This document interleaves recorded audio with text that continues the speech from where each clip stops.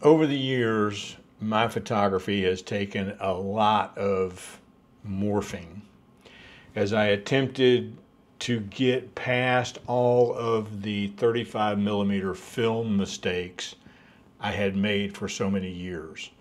And so I went through, my HDR phase, I went through my oversaturation phase, I went through my way too much black phase. I've gone through everything, and I have found myself in the last little while moving back and back and back toward more of a look that I got with film.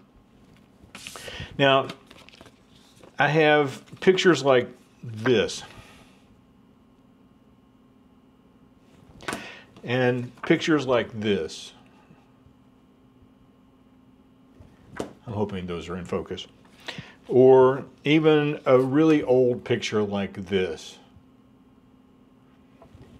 These are film prints that I would never, ever, ever part with. And I've been trying to figure out a way, how can I get, the white balance is off, it's out of focus, there's all kinds of mistakes. But that look of being able to just say, I have this picture in my hand and I can hold it and manipulate it and look at it and feel it. I want to get back to that. And so today we're going to look at a plugin for Lightroom and Photoshop that will allow you to do that, and it's called Dehancer.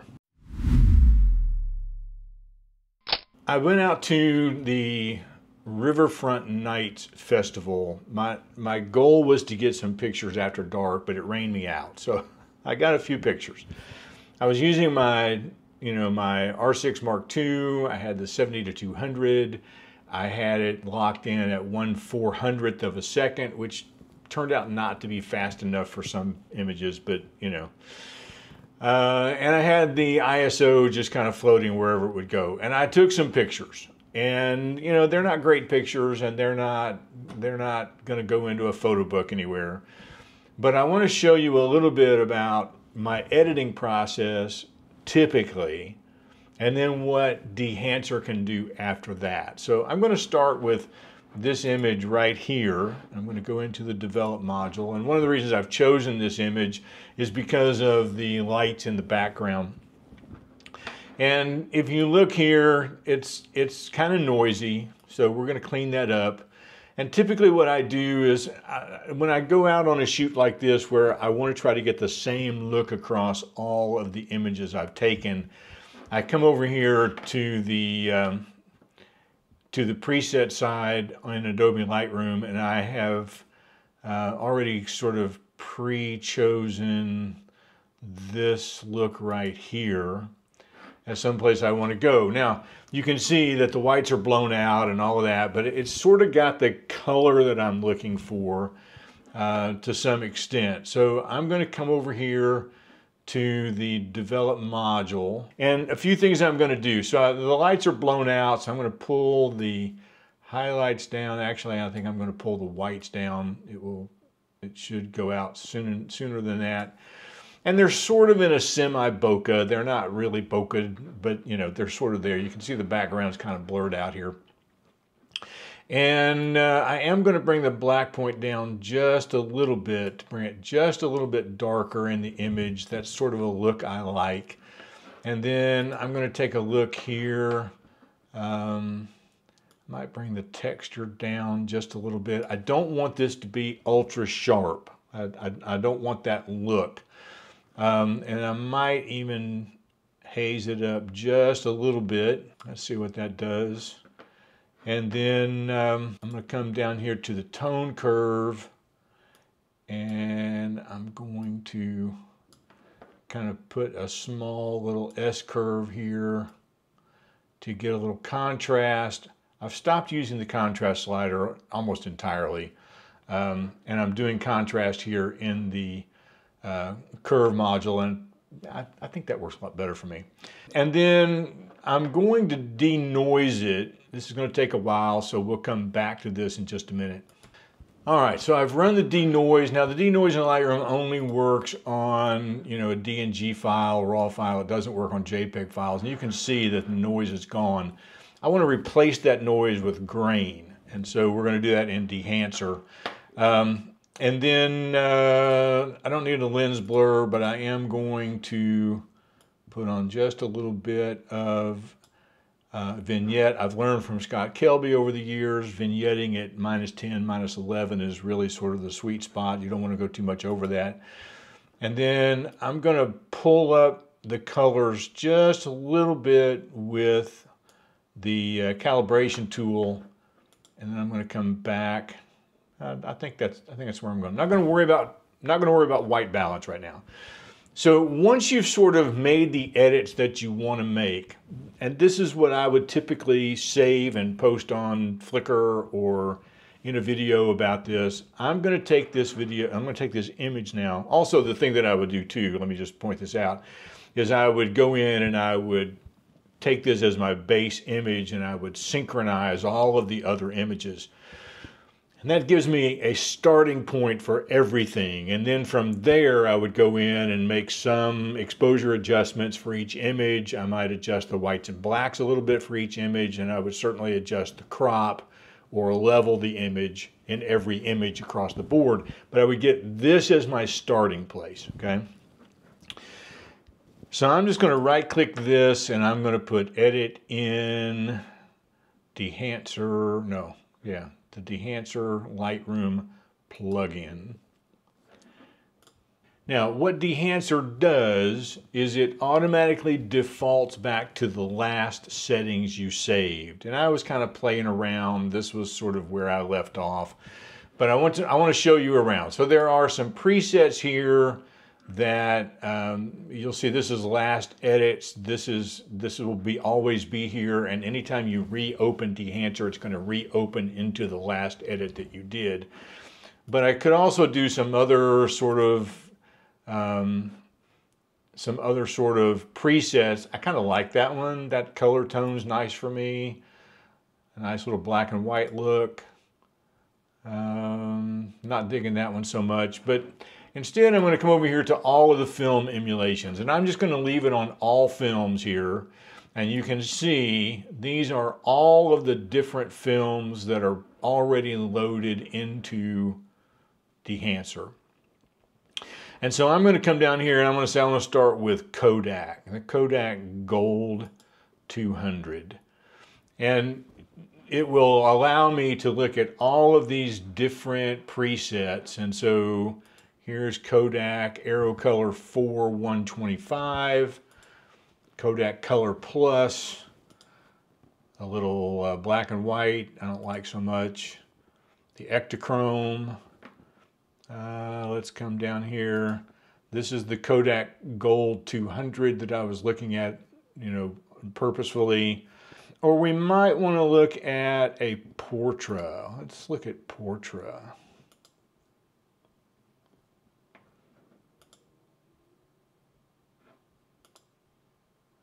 I'm just going to try to find one here that I kind of like. You can tell I have not done this already, so let's go with the Kodak Supra 100. So this is the film emulation that Dehancer has, and all of the settings are set to what would typically make this image look like it came out of a film camera. And we're just going to look at a few of the things over here on the side. And I can go up here to a one-to-one preview, and I can kind of see, you'll see I've put the grain back in the image. This grain is pre-selected by Dehancer to look like the Kodak Supra 100 film grain. I'm just going to come back out. So I can adjust the exposure.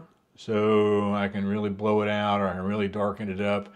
And you'll see that it doesn't take much to make a difference. Now, a lot of the 35mm that I shot was actually overexposed. This is probably closer to what that image would look like for me. I can also sort of change the temperature. And so I typically like my images a little more on the blue side, but in film, most of my images came out a little bit more green or yellow. And so I'm gonna go with that. And then I can adjust the tint, so I can add a little more red, or I can add a little more green. And I think that I am going to look at skin tones here so I don't mess it up too awfully much. And I'm going to add just a tad bit of red back in. I'm not going to worry about the defringe. If I come down here to Film Developer, I need to click this for it to work. I'm not going to worry about contrast boost, but I'll show you kind of what it looks like so you can see, you can really get this ultra contrast or no contrast. And I'm not going to worry too much about color boost either, because I kind of like where it's at, but you can see that I could make it, I don't know, maybe I want to make it just a little bit. Yeah, I kind of like that better. Just a little bit desaturated, okay? Now, and again, this is the film compression, and I don't really know what all these things do. I just play around with the things until I find something I like. This is not, for me, this is not making a huge difference of anything in the picture. It's just a little bit lighter in the highlights here and a little bit darker in the highlights here. I'm going to put it back where it was. I kind of like that the best. Under expand, this is where I can adjust the black point and the white point a little bit more. So, if it wasn't quite black enough for me in the blacks, I can adjust this to make it look that way. I'm not going to worry about that. I'm going to put it back to its setting. And then here you can choose how you want to print. Now, every print choice changes the way this looks. So I'm just going to click through them. This is film log. This is a Kodak film look, or Fujifilm, I'm sorry. This is a Kodak, and this is the Endura glossy paper look, which is kind of where we were. And I'm going to say that I like the Fujifilm print better for this particular image. I'm not going to worry about all the color heads because I'm not actually printing anything here. But here's where we look at the grain. So it is pre-decided that the grain size is 4.00. Let's pull this back up where I can kind of see. That's what the grain looks like in the background. And so, I could make that really, really grainy if I wanted, or I could pull the grain down to almost non-existent. I think it was at 4.04, and I think I'm going to leave it around 4 just for the heck of it. And of course I can adjust the amount of grain, or I can bring the amount down. I think this was about 20. And so I can do all of these. I can adjust the grain in the shadows alone, in the midtones, in the highlights. I can adjust the grain in the color if that's what I want to do. And then halation has to do with how it's creating halos around the lights and around shadows. And it mostly deals, I think if I've read it right, it mostly deals with reds. I don't have a lot of reds in these lights, but I'm just going to kind of play around with what this is doing. You can see, if you look at this light right here, you can see it really blooms that light out when I change the setting. So I'm going to leave it about where it was. I can also adjust the smoothness, which doesn't do much on these lights. And if we look at the impact, you can see the impact has a pretty big amount. It was on 80. And then you can also adjust the bloom. I haven't used mask mode, so I don't know about that. But again, we're looking at highlights here. And you see how that creates a halo around that light up there? I'm looking at what it's doing in this area right here as well. So this is in the highlights, obviously. And I want it to be a little more bloomed than that. I'm not going to worry with the vignette because I already got that set. So once I get that sort of where I want it, then I can just click OK, and it's going to save it as a TIFF file. So you can see this is the TIFF edit. And this is where I wound up with this particular edit. Now, what you cannot do with Dehancer, which I think it would be really great if you could, is I can't now select all of my images and hit sync. It's not going to sync the Dehancer settings. But if I open a new image up, it's going to open up in this setting. So, you know, the few images that I might want to do this with, I can do that. So in an effort for me to get back to sort of a more film look, which seems to be a growing trend in photography, I think the Dehancer plugin works really, really well. This plugin works for Lightroom and Photoshop. They have another one that are film emulations for like DaVinci Resolve or the Adobe movie products. And I chose, when they asked me which one I would like to review, I chose the image one because I'm not quite ready to use the film emulation yet. Now, I will say also that they have an app available. I know it's available for iOS because that's what I use. It is not a free app. It will give you like a 7-day free trial, but after that, you have to choose if you're going to keep it or not. And there is like a monthly payment or a yearly payment or a lifetime payment, I think. In the description below, I've got a link to Dehancer if you're interested in trying any of these out. All the products come with a free 7-day trial, I think. It will give you a discount on anything excluding the app. There's no discount on the app. But if you wanted to look at film for your videos or film for your images, you've got a free download there, or a free trial, I should say. And I think it's a 10% discount or something, and a little bit comes back to me if you buy it. That's why it's called an affiliate link. And I would love to know your impressions and what you think, if you've used something like this, if you're also sort of thinking about a film look back on your images.